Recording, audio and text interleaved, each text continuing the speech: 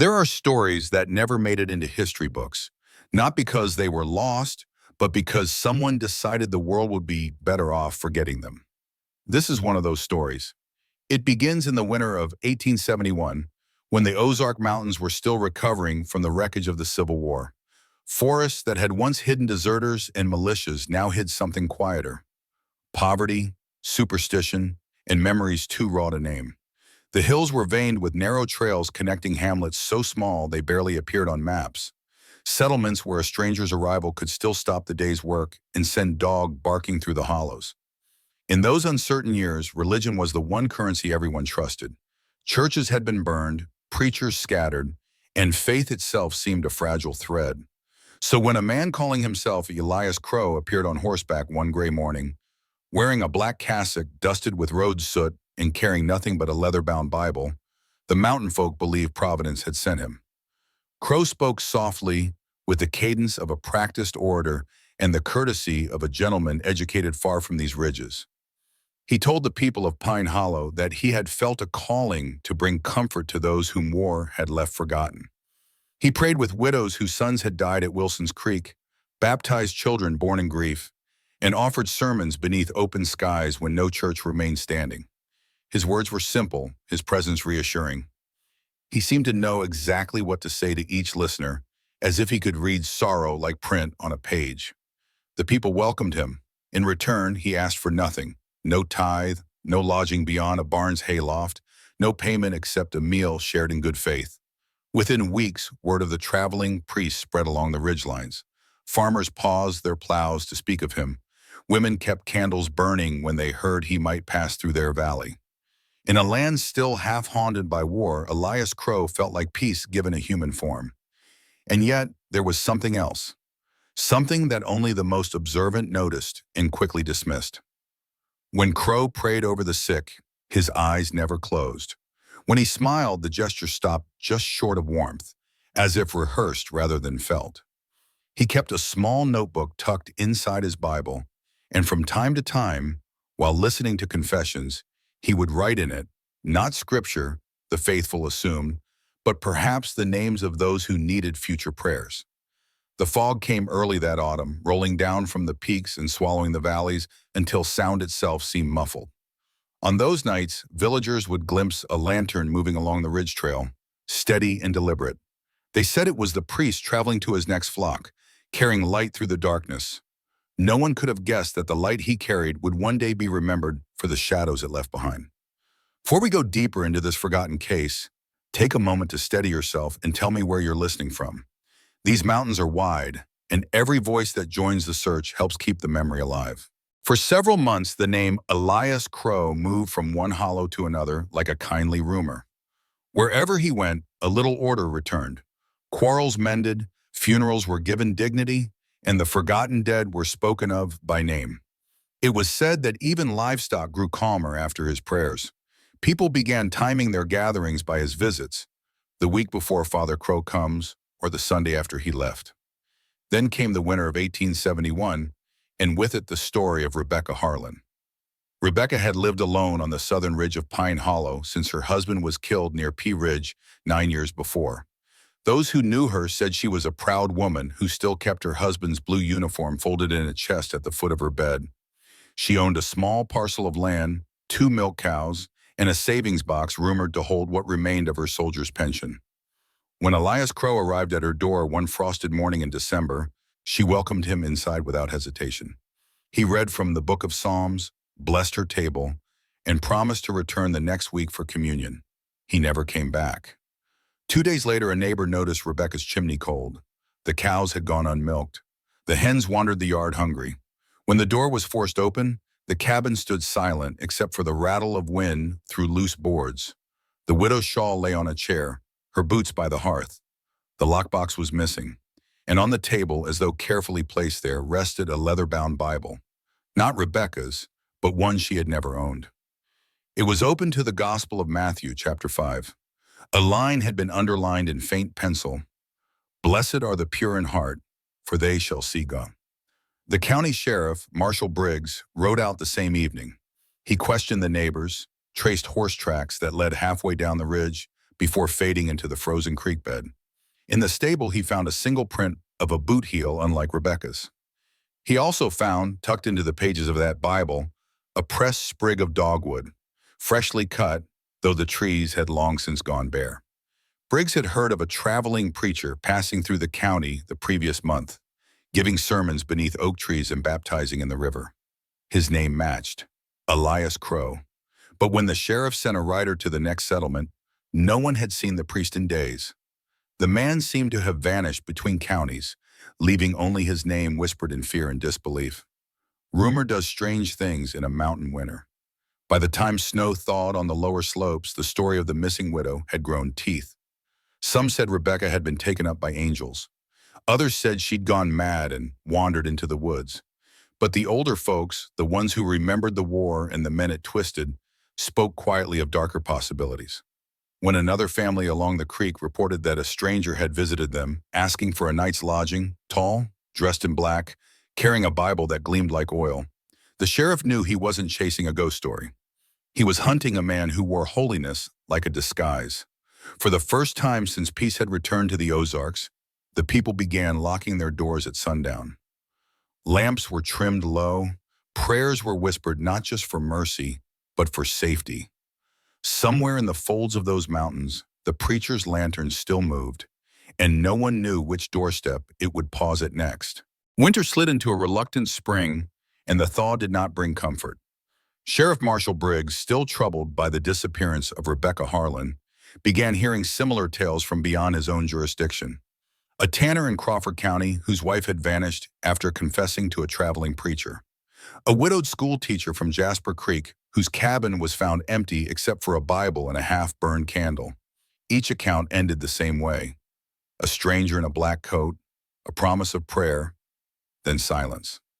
By early May, Briggs had recorded 11 names spread across 3 counties. The pattern was too exact to ignore. Each victim lived alone.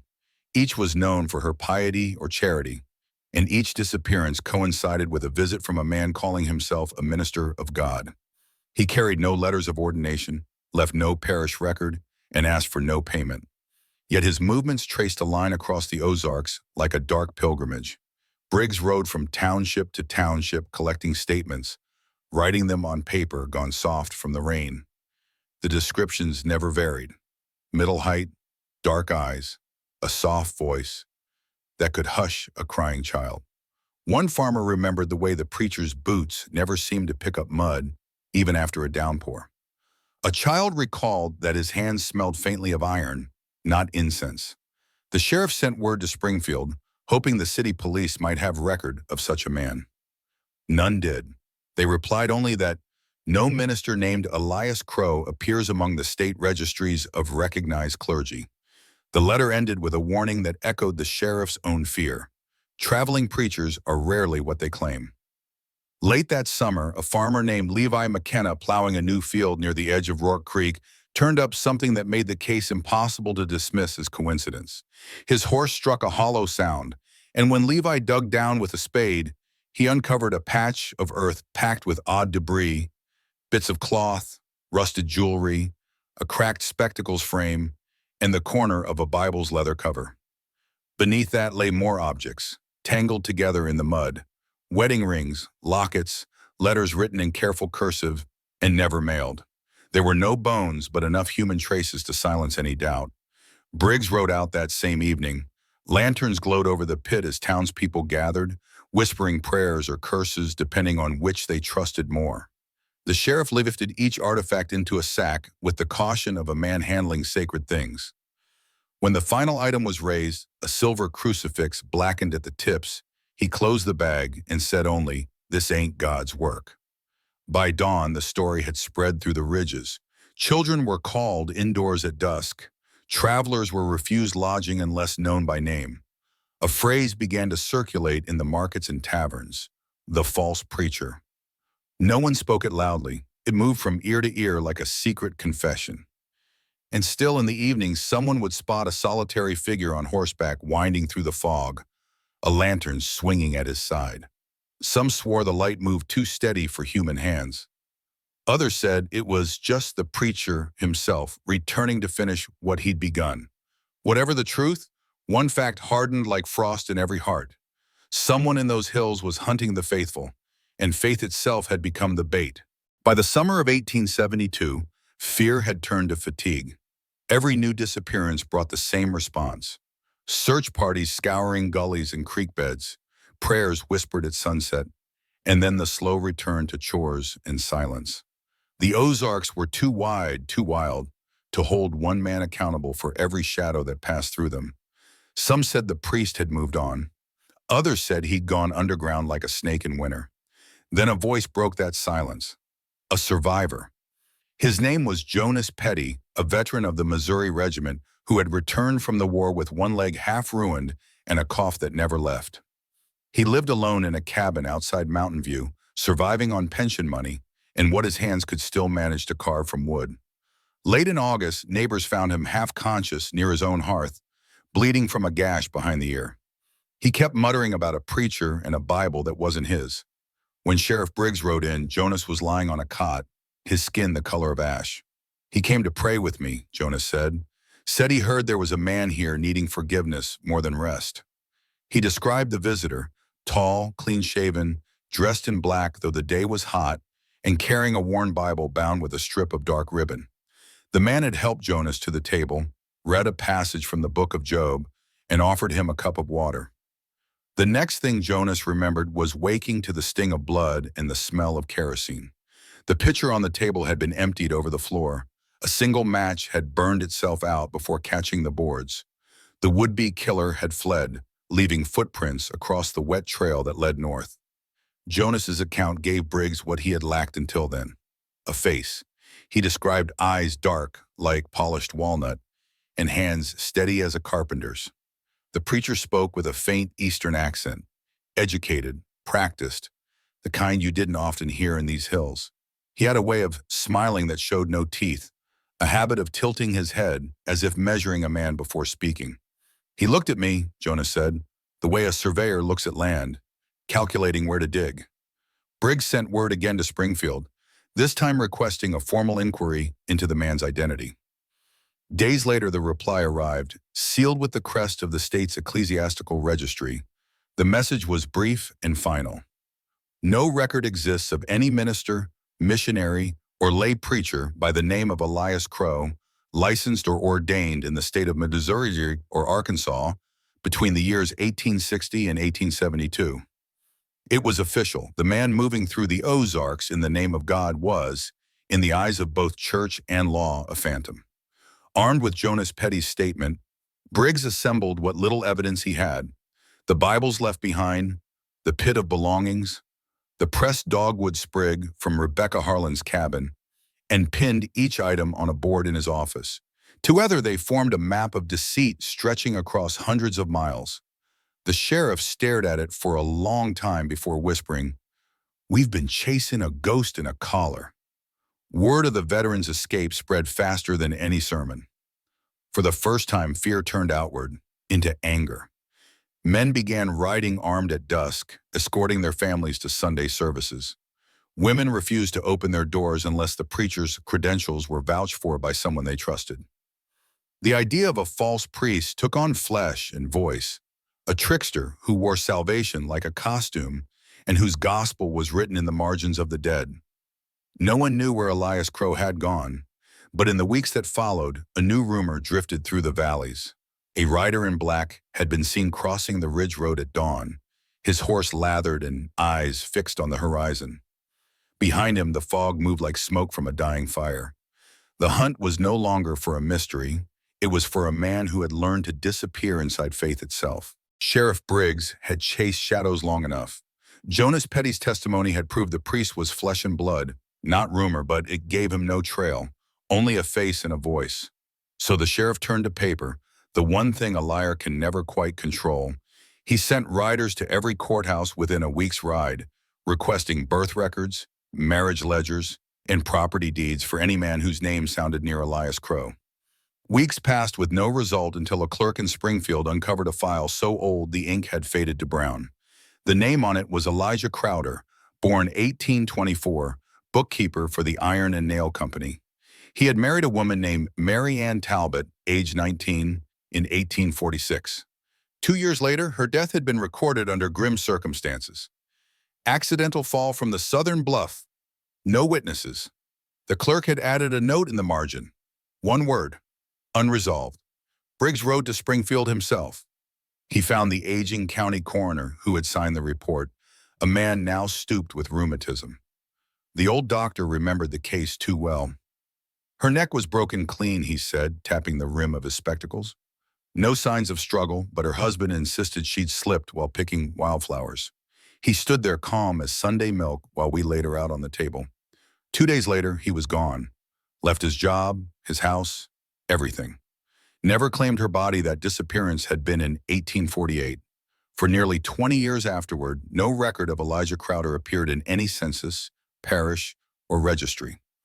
It was as if the man had stepped off the edge of the bluff himself and landed somewhere new, wearing another name. Back in Mountain View, Briggs laid the two signatures side by side. The marriage license of Elijah Crowder and a letter left in the preacher's abandoned satchel months before, addressed to the flock of Christ in patience. The handwriting curved in the same distinctive slant, the same deliberate loops. Even the flourish beneath the final E was identical. Elias Crowe and Elijah Crowder were one and the same. The realization chilled the sheriff more than any ghost tale could. He was not dealing with a vagrant murderer or a soldier turned savage, but a man who had practiced reinvention for decades. Each lie was another life, each sermon another mask. Somewhere along the line, whatever human part of him had once existed had been traded for the discipline of deception. Briggs spent that night reading the coroner's old notes by lantern-born light. The phrases read like scripture inverted. Calm demeanor, no display of grief, requested quick burial. A pattern of cold efficiency. He wondered if the killing of Marianne Talbot had been the first rehearsal, the opening act of a career perfected under the cloak of faith. Outside, rain drummed against the shutters. The sheriff wrote a final line in his journal before extinguishing the lamp. He does not run from the past. He builds new pulpits upon its grave. The next morning, he ordered fresh warrants under the name Elijah Crowder, alias Elias Crowe, distributed across the counties of southern Missouri and northern Arkansas. But even as the ink dried, word arrived that a black-clad preacher had been seen near the Arkansas line, heading toward the deep ridges where lawmen rarely ventured. The chase had become something larger than law. It was a test between patience and cunning, between truth written on paper and evil written in the guise of scripture. And for the first time since he'd taken oath, Sheriff Briggs admitted to himself that he was frightened, not of what the man had done, but of how easily he had convinced good people to invite him inside. Autumn returned to the Ozarks with a hush that felt almost expectant. The trees bled rust-colored leaves down the slopes, and the wind carried that dry whisper that always comes before frost. Sheriff Briggs had been months without a single sign of Elias Crowe. Reports came and went, sightings of a preacher here, a drifter there, but every trail went cold before it began. The men who'd once volunteered to hunt now preferred to stay home after dark. Even the sheriff's horse seemed to flinch when a church bell rang in the distance. Then one morning, a letter arrived. It was delivered by a farm boy who had found it wedged under the door of Briggs's office, the envelope sealed with nothing but a smear of wax. Inside was a single page, written in a neat, steady hand. Sheriff, you hunt a man who cannot be caught by the road. He travels on memory. I knew him once before the cloth, before the lies. He's gone back where the river bends like a serpent. If you follow the water south, you'll find the hollow he calls his refuge. Do not underestimate him. He believes himself chosen. A friend wronged. The words carried the kind of anger that comes only from betrayal. Whoever had written it knew Elias Crowe too well to be guessing. The sheriff read the letter 3 times, then pinned it to the wall above his desk. The river that bends like a serpent could mean only one place: the Big Piney, which looped through the southern Ozarks before vanishing into wilderness. Few lived there except trappers and the occasional hermit. It was the kind of place where a man could shed a name and live among ghosts. Briggs gathered 2 deputies and began riding south. The closer they drew to the Piney, the more stories surfaced. A man in black trading sermons for meals, a quiet stranger seen riding by lantern light, a missing peddler whose mule was found tethered near the water's edge. It all pointed to one conclusion: the false preacher had nested again. At the third settlement along the river, the sheriff found proof. In an abandoned lean-to behind a shuttered general store lay a bundle of belongings, a threadbare coat, a small cooking pot, and a weather-stained book wrapped in cloth.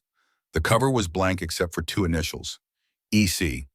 Inside were pages covered in a clerk's hand. But these were no sermons. Each line was a ledger entry, written with the precision of an accountant. M. Harlan, alone, moderate means. Kind eyes, trusting, suitable. J. Petty, crippled, alert. Unreliable witness, left breathing. McKenna, curious. Avoid such types. Names, dates, distances between towns. Some were crossed out in red pencil, others marked with a small symbol like a cross tilted sideways. There were 23 entries in all. At the end of the list, one final note. The world is orderly when sentiment is removed. Pity clouds the arithmetic. Briggs closed the book slowly, the way a man closes a coffin. It wasn't madness that drove Elias Crowe. It was calculation. He weighed human life as though balancing a column of numbers, trimming the ledger whenever mercy threatened the sum. The sheriff realized then that the priest's calm had never been faith. It was efficiency, a machine wearing the mask of grace. He packed the notebook carefully into his saddlebag and looked downriver, where the big piney twisted in the light. Somewhere beyond that next bend waited the man who had written these words, and whoever had sent the letter knew him well enough to call him by his first sin. The hunt was beginning again, not by rumor this time, but by invitation. Before we follow that river south and see what waits beyond its bend, take a moment to subscribe to the channel and tell me where you're listening from. The Ozark Hills feel smaller when voices from far away travel with them. The letter had guided Sheriff Briggs down the Piney River, but it was the handwriting that finally gave the writer away. When the sheriff compared the anonymous note to the records he'd gathered from Springfield, the slant of the letters matched another name from 2 decades earlier. Isaac Crowder, the younger brother of Elijah Crowder, now known as Elias Crowe. Briggs sent a writer north to confirm, and within a fortnight, the man himself appeared at the sheriff's office. He was tall but stooped, the look of a person worn down not by age but by memory. His coat was threadbare, his boots dusted white from the limestone roads. He introduced himself plainly. I'm Isaac, the brother of the man you're hunting. The sheriff offered him coffee, and for a long time neither spoke. When Isaac did, his voice was steady but low, as if each word were a confession. I wrote you that letter. I figured you'd find me sooner or later. I'm tired of running from his shadow. He told Briggs that he and Elias had grown up outside Springfield, sons of a merchant father and a mother who died before they could remember her face. Elias had been the clever one, always neat, precise, never punished because he was never caught. He could charm their father out of anger, could talk his way out of any mischief. Isaac said the other children followed his lead until the day they saw what he did to a trapped rabbit. He cut it open just to see how it worked, Isaac whispered. Didn't flinch, didn't smile, just studied it like a school lesson. I ran then, should have kept running. When their father died, Elias inherited the ledgers and went to work as a clerk. Isaac left for the army, fighting through years of mud and fire. When he returned, Elias was gone, vanished after his wife's fall from the bluff. For years, Isaac told himself his brother had died somewhere far away. Then one night in a Rivertown chapel, he heard a voice giving a sermon about sin and redemption, and knew it instantly. It was him, Isaac said. Different name, same eyes. I wanted to go to the law right then, but he looked straight at me in the crowd. Like he'd been expecting me, I left before the hymn ended. The guilt in his face was the kind that years cannot soften. He had followed his brother's trail ever since, sending warnings where he could, but always a step behind. Briggs listened without interruption, then laid the recovered notebook on the table between them. He kept records, the sheriff said. Every name, every lie. Isaac stared at the pages for a long time, his jaw tight. He doesn't believe he's wicked, he said. To him, feeling nothing is perfection. You won't talk him into repentance. They decided on a plan. Isaac knew of a place Elias had favored as a boy, a limestone cave near the upper fork of the Piney, hidden behind a curtain of vines. They called it Devil's Hollow, a name given half in jest, half in fear. If Elias had gone back where the river bends like a serpent, that hollow would be it. Winter was already creeping into the hills. Briggs gathered a handful of trusted men, while Isaac agreed to ride ahead, posing as a traveler seeking shelter. The idea was simple. Lure the preacher into the open, then close the trap before he could vanish again. As they prepared, Isaac stood by the window of the sheriff's office, watching sleet stripe the glass. "If we catch him," he said, "don't expect remorse. He'll look you in the eye and thank you for proving his theory right." "And what theory's that?" Briggs asked. "That mercy's just fear wearing a smile."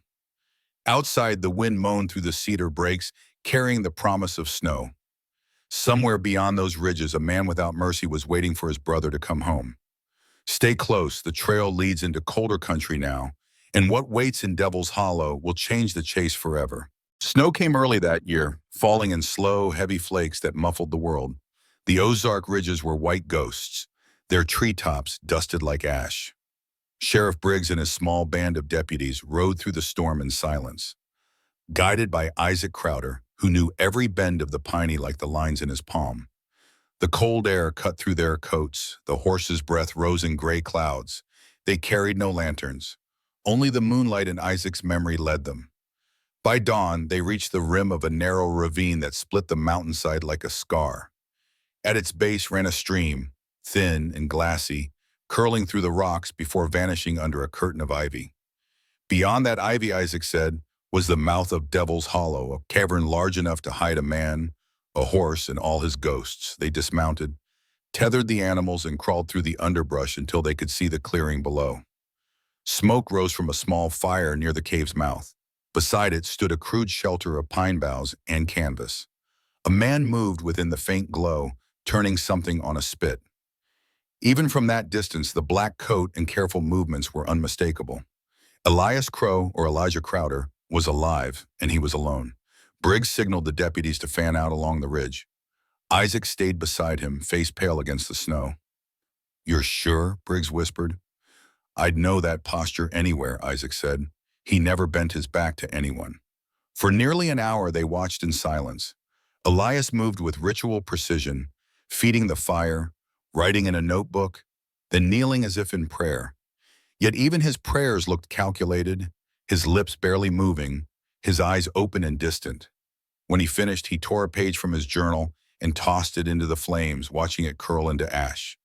Briggs saw no guilt in his face, only concentration, like a craftsman perfecting his design. As dusk deepened, Isaac stepped forward. "Let me talk to him first," he said. "He'll come easier if he sees me." The sheriff hesitated, then nodded. Isaac descended the slope alone, his boots crunching softly in the snow.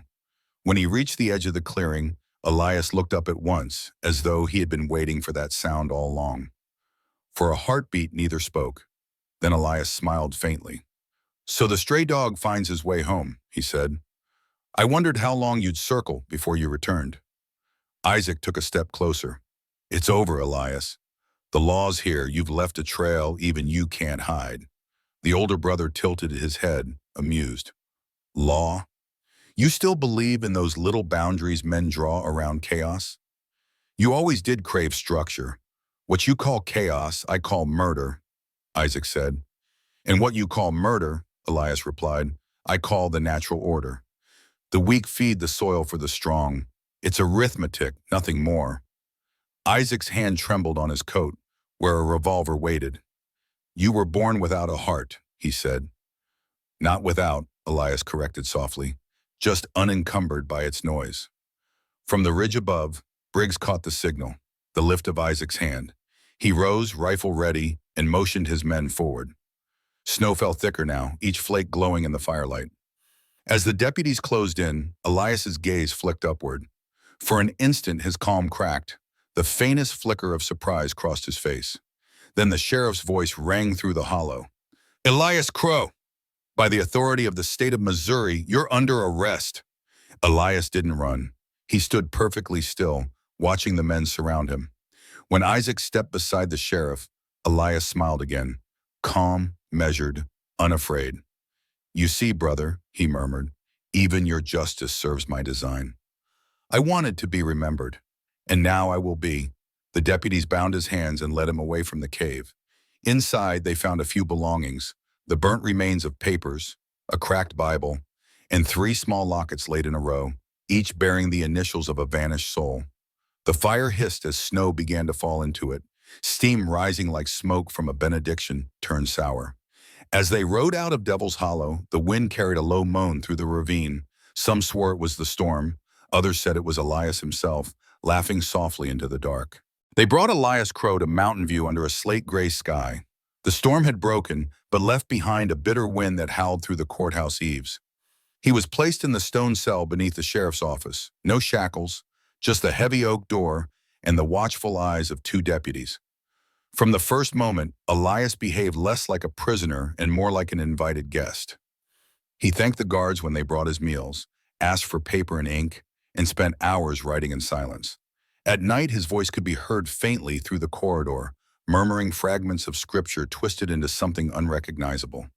The townsfolk came by to stare through the barred window, hoping to glimpse the devil in human shape.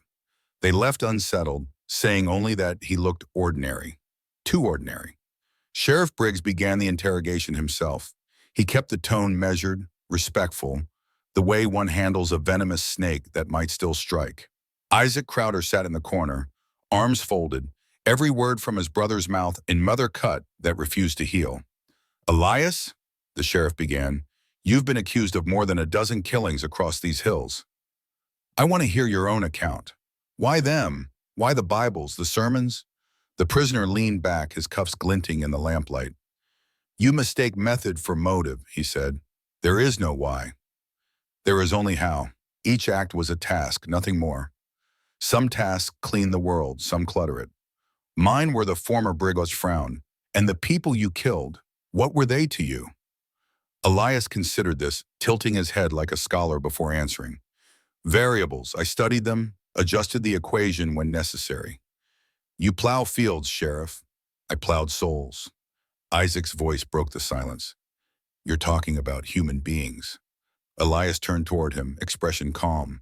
"You still dress feelings in sacred cloth. Regret, pity, guilt, they're tools for those who feel. I do not. Never did." That single line settled over the room like ice. Briggs wrote it down verbatim. "Regret is a tool for those who feel. I do not." For 3 days, the questioning continued. Each session revealed less emotion, more calculation. Elias remembered every detail, the time of day, the weather, what each victim had been wearing. But he spoke as if recounting the specifications of a machine. When asked if he prayed for his victims, he smiled faintly. "Prayer is noise," he said. "Silence is truer." On the 4th day, while inventorying the items seized from Devil's Hollow, one deputy discovered a false bottom in Elias's leather satchel. Hidden inside was a second notebook, smaller and bound with twine. Its cover bore no initials, only a simple cross drawn in black ink.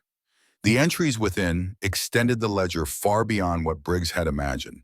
27 names in total, some with notations of towns miles away, others marked only by initials and brief observations. R. Pine Hollow, trusting, widowed, efficient. A. Springfield, curious, unfit, abandoned midway. C. Benton County, talkative, sentimental. Delayed 3 days, each line ended with a small symbol, a circle for success, a dash for failure. The sheriff stopped counting halfway through. The page felt heavy in his hands, as though the ink itself carried the weight of the dead. Isaac read over his shoulder, his voice barely a whisper. He cataloged them like insects. Briggs nodded. No, worse. He cataloged them like prophets. That night, as the sheriff closed the cell door, Elias looked up from his writing. "It troubles you," he said, "the arithmetic of it. But all order is built on subtraction. You'll answer for it soon enough," Briggs replied. Elias's smile was thin, patient. Answering implies conscience. "I have only results." The sheriff left without another word. In the hallway, Isaac leaned against the wall, trembling not from cold but from recognition. "He's proud of it," he said. "He thinks this is his gospel." Briggs stared at the snow beginning to fall outside the window. Then we'll see if justice can speak louder than his silence. For the first time in months, both men felt the weight of what they were truly confronting. Not a madman, but a void that could think. Keep listening. This story isn't over. Sometimes the calmest voices hide the deepest dark. By the turn of spring, Mountain View had become a place people spoke of in every corner of the state. Newspapers from St. Louis, Little Rock, and even as far as Chicago sent correspondents into the hills to report on the trial of the false priest. Hotels overflowed with strangers. Farmers rented out their barns to visitors just for a place to sleep. The courthouse, usually half empty, now stood surrounded by wagons and tents, a sea of curious faces hungry for spectacle and judgment. Elias Crowe was led from his cell to the courtroom on the morning of April 6, 1873. He wore the same black coat he had been captured in, mended neatly by his own hands. He did not resist the guards or look at the crowd that hissed and muttered his name. To him, they might as well have been shadows on a wall. Sheriff Briggs sat near the front, flanked by his deputies and Isaac Crowder. The sight of the two brothers, one in irons, the other hollowed by grief, was enough to still the room for a moment. When the judge entered, the air seemed to tighten like a noose. The prosecutor, a stern man named Caleb Raines, began by laying out the evidence: the ledgers, the Bibles, the pit of belongings, and the survivor's testimony. He spoke with the rhythm of a preacher himself, his words hammering through the stillness. When he held up the notebook listing 27 names, the murmur that swept the room felt like wind through dry leaves. Then came the witnesses. Martha Thornton, sister of the missing widow Rebecca Harlan, wept as she described finding the Bible left on the table. Jonas Petty, limping to the stand on his crutch, told how the preacher had prayed over him before trying to strike the final blow. Levi McKenna, the farmer who found the buried relics, recounted how the sheriff's lantern revealed the jewelry of ghosts. Through it all, Elias Crowe sat motionless, his hands folded on the table before him. Not once did he look at those who spoke his victims' names. Only when the prosecutor asked if he denied the charges did he finally lift his gaze. "Deny," he said quietly. "No, why would I deny efficiency?" Gasps rippled across the room. The defense attorney, a weary man appointed by the court, rose quickly and declared that his client's words proved mental unsoundness. He spoke of delusion, childhood trauma, and the fragility of the human mind. He begged the jury to see Elias not as evil but as diseased. Elias turned his head and said, clear enough for everyone to hear, "Counselor, please refrain. I am perfectly sane. Madness is the refuge of those who fail their own logic. I do not fail mine." The courtroom went deathly still. The judge's gavel struck twice before order returned. After 5 days of testimony, the jury deliberated less than 2 hours. When they filed back into the courtroom, no one breathed. The foreman stood and read the verdict. Guilty on all counts. Elias did not react. He simply closed his eyes as if listening to a distant hymn. The judge, his voice trembling, despite his robe of authority, pronounced the sentence: death by hanging, to be carried out at sunrise on the 12th of February, 1874. The date was set far enough away to allow appeal, but everyone in that room knew Elias Crowe would never beg for mercy. As the guards led him back to his cell, a woman in the crowd shouted, "May God forgive you!" Elias paused at the door and glanced over his shoulder. "Madam," he said, "he already has." It's men who struggle with forgiveness. The room shuddered with murmurs as the door closed behind him. Even those who doubted the devil began to wonder if they'd seen him walk by in a man's skin. Sheriff Briggs stood for a long time afterward, staring at the empty chair where Elias had sat. Beside him, Isaac whispered, "He'll go to the gallows believing he proved his point." The sheriff nodded. "Then we'll make sure the rope ends the sermon." Outside, snow began to fall again, though the calendar swore it was spring. Stay a little longer. The last winter of Elias Crowe's life is still ahead, and with it, the final reckoning. The months that followed the trial passed like slow, grinding gears. Winter came down hard on the Ozarks, sealing roads in ice and laying silence over every hollow. The courthouse emptied, the reporters left, and only the sheriff, his deputies, and Isaac Crowder remained to watch over the prisoner whose name had become a curse. Elias Crowe spent those weeks in the same narrow cell beneath the sheriff's office. He ate sparingly, slept little, and wrote constantly, pages and pages of neat, tight handwriting, which he refused to explain. When asked what he was recording, he said only, observations. Once, a deputy glimpsed a line before he turned the page. The human heart is not an organ of virtue, only of noise. Sheriff Briggs had stopped visiting. Every conversation felt like staring into a mirror that reflected nothing back. But Isaac came often. Some days he brought food, other days just silence. On the last night before the execution, he sat across from his brother one final time. Elias was calm, his posture as precise as ever. The lamp cast a thin ring of gold between them, turning his eyes to a dark glass. Isaac, they'll take you out at dawn. Elias, so I've been told. Isaac, do you feel anything at all about it? Elias, should I? Isaac gripped the bars, the iron cold against his hands. You could at least lie just once for my sake. Elias tilted his head. Lies require imagination. I was born without the machinery you call mercy, brother. Without it, there's no fear, no sorrow, no need for disguise. I am at last consistent. For a long time, neither spoke. The wind outside hissed through the cracks in the shutters. Finally, Isaac whispered, then I'll pray for what you never had. Elias smiled faintly. Pray for yourself instead. You're the one who still carries the weight of me. He turned back to his writing as the sheriff entered to escort Isaac out. The last thing Isaac saw before the door closed was the movement of his brother's pen, steady, unbroken, indifferent. February 12th, 1874. Dawn broke clear and bitterly cold. The gallows had been built in the courthouse yard, its timbers rimed with frost. The crowd that gathered was smaller than anyone expected. Mostly townsfolk, no shouting, no vengeance left in them. They came not for justice, but for quiet. Elias Crowe stepped into the light without hesitation. He wore a clean shirt and his black coat buttoned to the throat. He looked up at the rope, then at the sky beyond it, pale blue streaked with the first thin cloud of morning. When the hangman offered a hood, he shook his head. No, he said softly, I wish to see the sky one last time. The sheriff read the sentence aloud. Elias listened without movement. When asked for final words, he said only, nothing ends. It only changes hands. The lever was pulled. The body fell. The rope went taut with a dull crack. The sound of it echoed once through the yard and was gone. No cheer rose, no curses followed. Only the sigh of wind through the bare trees.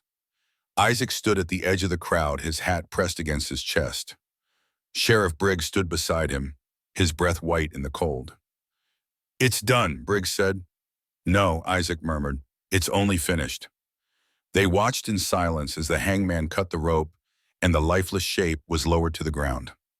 By midday, the body was taken to the edge of town and buried in an unmarked grave. No service, no scripture, no name. For the first time in years, the hills around Mountain View felt still.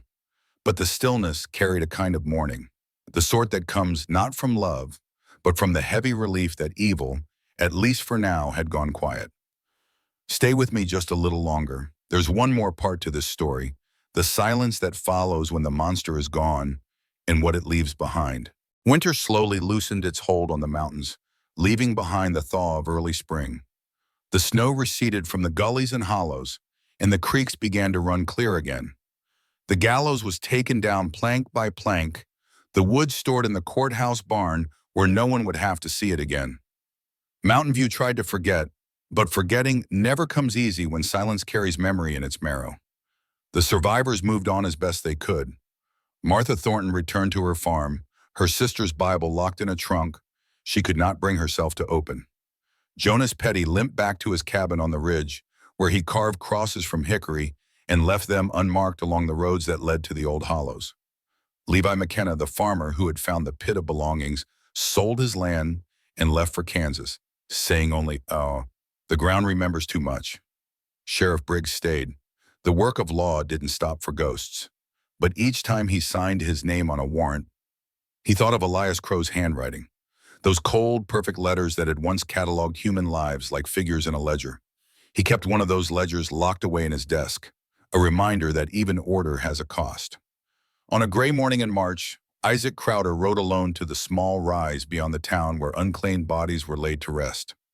The soil there was thin, scattered with stones. He found the mound that marked his brother's grave, a patch of earth without inscription, only the faint depression where the frost had settled deeper. From his coat pocket, he took a single smooth stone from the piney river and set it gently on top. He stood for a long while, the wind lifting his hair, the river murmuring far below. "I don't forgive you," he said quietly, "but I understand now that you couldn't change what you never had." Then he turned away, leaving the hill to the wind and the sound of crows circling above. That night, he took the train north and was never seen in the Ozarks again. Months later, Sheriff Briggs wrote his final note on the case before sealing it away in the county records. "There was no demon here, only a man without the part that makes a man human. Some men are born hollow, and the world learns too late what fills the emptiness." He closed the ledger, locked it, and stepped outside. The air smelled of rain and cedar. From the courthouse steps, he could see the ridges stretching out in every direction. Still timeless, unchanged. The hills had seen wars and famines and floods, and now they had seen Elias Crowe. And still they stood, patient as ever. The Ozarks returned to silence, but some echoes never fade. They wait in the fog that settles before dawn, in the whisper of a creek beneath the bluffs, in the memory of a voice that once preached salvation and delivered only sorrow. Every generation hears those echoes and wonders if the story was true. Maybe it's better that way. Some truths should come softly, like a warning carried on the wind. If stories like this remind you that truth can be darker than legend, subscribe and share this tale so it's never forgotten. Some history lives in whispers. Until we speak it again.